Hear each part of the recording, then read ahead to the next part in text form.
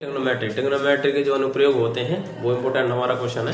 तो ठीक है, तो ये इसमें क्या है कि हम जो है हमारा जो ट्रिग्नोमेट्री के परिचय उसका एक और चैप्टर होता है अनुप्रयोग हम किस प्रकार से यूज करते हैं उनको आज हम पढ़ेंगे। तो हम देखेंगे क्या इसमें कह रहा है कि धरती पर एक मीनार ऊर्ध्वाधर खड़ी है। तो धरती पर एक मीनार हमने ये बना ली, मान लीजिए हमारी क्या है मीनार होगी ये, ठीक है।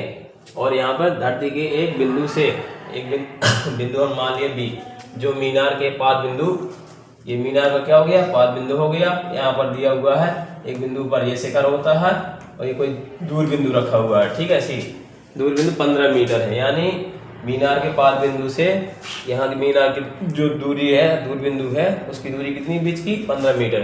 तो उसको बीच की दूरी कितनी हो जाएगी 15 मीटर। जब हम सॉल्यूशन करेंगे इसमें तो सॉल्यूशन जो हमारा आ जाएगा, ठीक है। तो 15 मीटर है। अभी कह रहे मीनार के शिखर का उन्नयन कोण, तो मीनार के शिखर का उन्नयन कोण हमारा जो है कितना है वो है 60। कितना दिया है 60 है। मीनार की ऊंचाई यानी हाइट पूछ रहा है, ये पूछ रहा है हाइट निकालनी। तो हाइट को हम मान लेंगे x मान लेंगे, क्या मान लेंगे x नहीं तो h मान लो, क्या मान लेंगे h मान लिया, h मीटर मान लेंगे इसमें, ठीक है।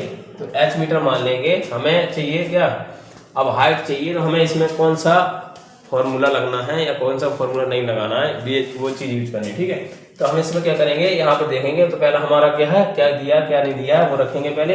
तो हमें जो दिया है क्या दिया है, एक मीनार का पाद बिंदु और दूर बिंदु के बीच की दूरी कितनी है तो इनके बीच की दूरी, यानी हम क्या करेंगे आधार की लंबाई या आधार जो दिया हुआ है आधार की दूरी दी है वो कितनी है, वो दी है 15 मीटर। कितनी दी है 15 मीटर। हम 15 मीटर ये दिया हुआ है। अब इसमें हमें देखेंगे 15 मीटर हमें क्या करनी है, मीनार की ऊंचाई। तो मीनार की ऊंचाई क्या करनी है, ऊंचाई क्या करनी है निकालनी है हमें।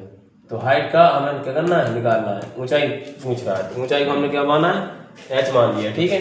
अब इसमें h मान लिया है तो आपको क्या करना है, इसमें देखना है कि हमें कौन सा tan थीटा लगना है कि cot थीटा लगना है कि साइन लगना है कि कोसेक लगना है, ठीक है। तो हम देखेंगे कि कौन से फॉर्मूले हमने पढ़ा है कि tan थीटा बराबर होता है, जो tan थीटा होता है वो होता है हमारा क्या होता है लंब बटे आधार होता है। क्या होता है लंब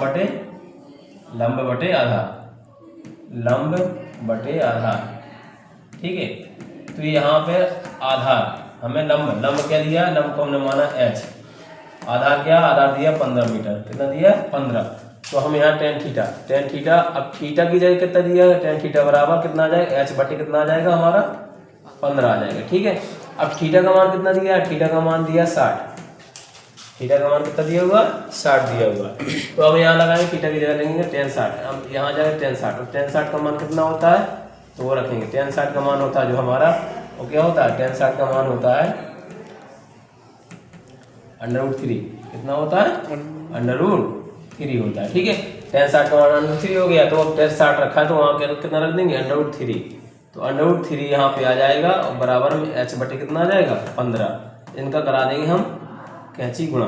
क्या करा देंगे कैंची गुणा। कैंची गुणा कराएंगे तो हमारा आंसर क्या हो जाएगा प्राप्त हो जाएगा। h पर कितना आ जाएगा, h पर आ जाएगा 15 √3 मीटर, जो क्या हो जाएगी हमारी क्या हो जाएगी हाइट हो जाएगी, ठीक है। तो इसी प्रकार से जो क्वेश्चन हमारे हमें देखना इसमें क्या पड़ता है, क्या है कि क्या निकालना है, क्या दिया हुआ है। बहुत सिंपल क्वेश्चन होते हैं, बहुत ज़्यादा सिंपल। इसको क्या करेंगे आप लगाएंगे और इसको अभ्यास करेंगे, ठीक है। तो इसी प्रकार से आप नेक्स्ट क्वेश्चन भी देखेंगे।